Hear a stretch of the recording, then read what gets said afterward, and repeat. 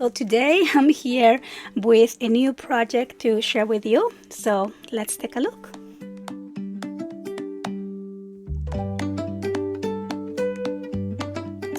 So hi guys, so welcome back to my channel. So today I'm gonna be sharing with you one of my class kits. So this is the Birdhouse collection by P13. If you're interested on purchasing the class, I still have some kits available.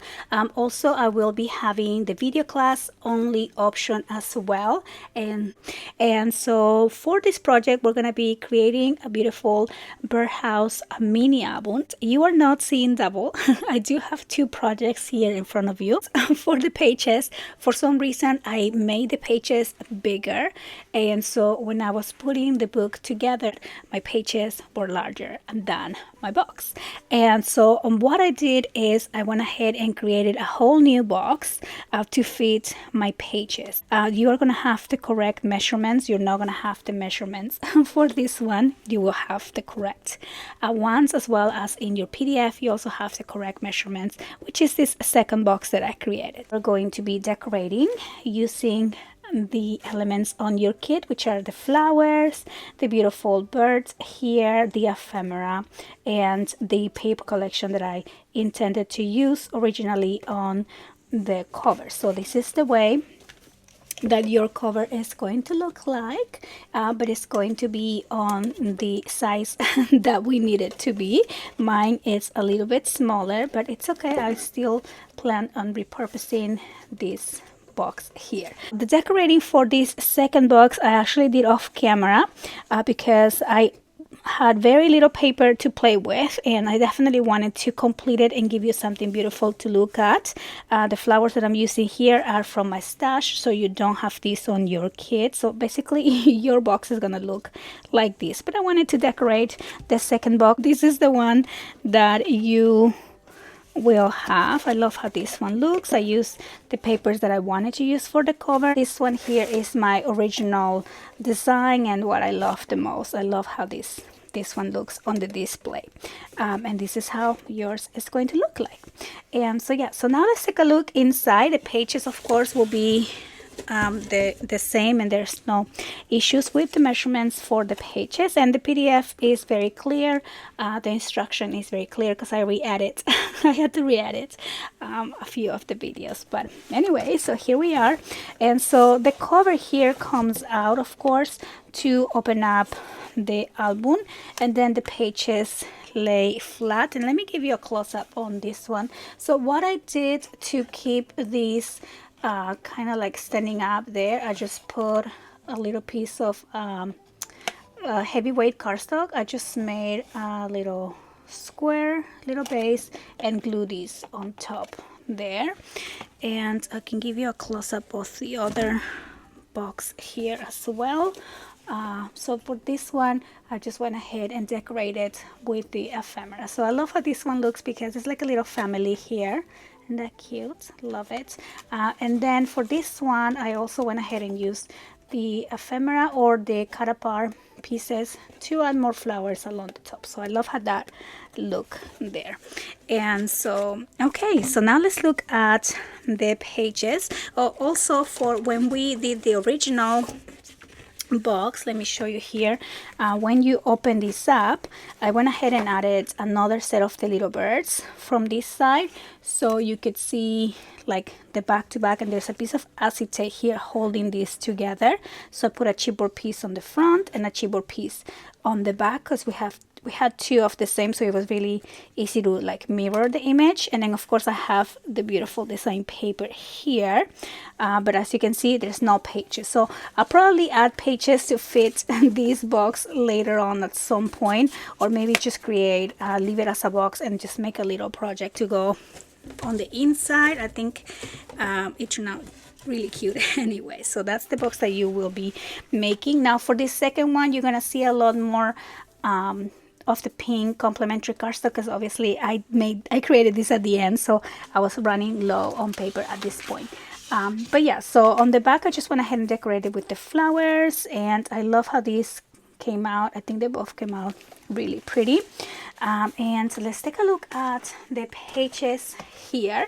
So the way this book works is we have the pages actually open up to down instead of side to side. And so when we create the pages, you're gonna have the first side up, and it's gonna almost seem like we're making the back page in reverse, like backwards. But when you flip the pages, that's how, once we put it together, it works. Right? So on the first page here, I just finished up adding all the remaining chipboard pieces here, and I went ahead and ink everything on that magenta ink that came on the kit. This page opens up like that, and so you can see here how I use the 6x6 paper and just kind of like paper piece in there. I think it turned out actually really cute. And then this opens up like that, and then over here we have an accordion fold, so you can fit 4x6 pages or pictures in here. So I just went ahead and left those blank, and then this closes and magnetizes here. Then we turn this page to the next page here. I love coordinating this paper, and I think I have enough paper to kind of paper piece here and just add some of the blue, but you would definitely have more paper than me, and just finish adding here the blue pieces or the paper pieces like I did over here. So I think it looks really nice and neat if we cover these white pieces there. But anyway, so over here I added a lot of the ephemera to decorate. I just love the colors in this collection. It's beautiful, it's elegant, it's shabby chic, and it's just so pretty. This opens up like that. So I had some leftover pieces, and I just created a picture area there and decorated with the ephemera. Over here we have a pocket, and so these are the negative after we cut the circle openings on the original cover. So I just went ahead, and what we did is I created the two covers, the front and the back here, and cut both separately. So again, all of those steps are on the video one of the class. And I just save the negative pieces. They will be really cute for adding a picture here and just putting this on the pocket. And so that is going to go right there. And then this collection had a lot of beautiful journaling cards. Like, how pretty would this be? You can put a picture on the back and then just add some memories here on the front. So that is this page. Then here on the next page, again, beautiful image from the collection, and just added the little chipboard pieces to decorate. This opens up like this and like that, and then I added, this is from the 6x6, the journaling card, and I think it would be really pretty if you add a picture and then just add a little memory for that picture there. And then I had another one of the circles left over from the second box that I created, so I just went ahead and put that in there.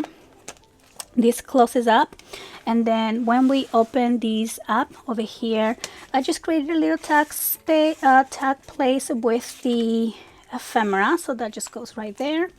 And then same thing here, using the cut aparts from the 6x6 and from the 12x12, so that just goes in there. And then this page slides to the side, and then you can add a picture back here. So I wanted to create simple designs, but also really fun and movable pieces as well. And so this project can be done on any, like if you're a beginner album maker, we do have some fun pages, but they're all super easy to create as well. So then we move on to the next page. Again, love the combination of the colors. And then over here we have a double sliding page, so this slides to the side, and then this one slides to the other side right there like that. And then you can add a picture at the center. You can of course add pictures there, here, and here as well. And because here I just wanted to decorate, I added one of the 4x3 cards, and then I made this into like a little opening flap, so you can add two pictures there. I just love the butterfly. I love the little birds. On the next page here, I have a birdhouse, more of the butterflies, and this one just opens up and opens to the other side. And then we have a pocket and a lot of the cut parts. I did back some of these on white so they're a lot stronger. And then this is just some leftover paper, so I made that into a little photo mat. And then this is one of the journaling cards, so you can add a memory, date, or a picture on the back. And then this closes and closes. And then here on the next page, here we have again more of the beautiful ephemera. I just collage a couple of those pieces, and then this opens and opens, and then I have more ephemera pieces, and then the 6x6 paper with a little bit of another 6x6 piece here, and then this opens down. And so these corner pockets here were the leftover pieces after we cut this triangular section. So whatever leftover I had, I just went ahead and glue these as the corners to make these into tag spaces, and I think that turned out super cute. It was like an after idea after I was adding the paper, and I love how that turned out. So this is some leftover paper that I turned into a photo mat, and same thing with this, so you can add a picture, and I just love that they tag in there. And then of course you can also put a picture there on the back, and if you wanted a place for a larger picture, then you don't have to add the corner pockets, but I think it's a nice idea to use your little leftover pieces. And then again, the next page we have, oh, I forgot to close this down. And so I wanted to coordinate the paper. I love the paper with the feathers. Another one of the 4x3 cards that I turned into a little opening flap, and then this opens to the side, and it opens to the side here again. So a lot of pink here. I do have tons of ephemera to cut apart and add more detail, but my hand was hurting from all the fuzzy cutting that I was doing. And then over here on the next page, this is the last page, we have the beautiful butterfly. I wanted to put the butterfly like outside the cage, so cute. And then this opens, and then this is an accordion fold, and then we have a 3D page right there on the accordion fold that you can use as a pocket, and then of course you can add pictures on the sides there as well. And then let me show you here for the last page. I'll show you the two examples because for this one, since I was running out of paper, I only had this little piece left, so I went ahead and collaged that with this one here. And as I collage these two, I turn this into a pocket, so I only glue the sides and kept that opening, so we have an extra place for a picture. And then same thing here, since these are the 6x6 pieces that you can't even tell I can't even tell here that I, like the line that you collage, you can feel it, but from far away you can't even see it. But anyway, so when I glue this piece first, and then I did the same here. I only glue the sides so we can have that as a side pocket. So it was a nice little idea, since we're collaging basically the last page, to turn it into a few pockets there. So that was the one for the like the second box that I did.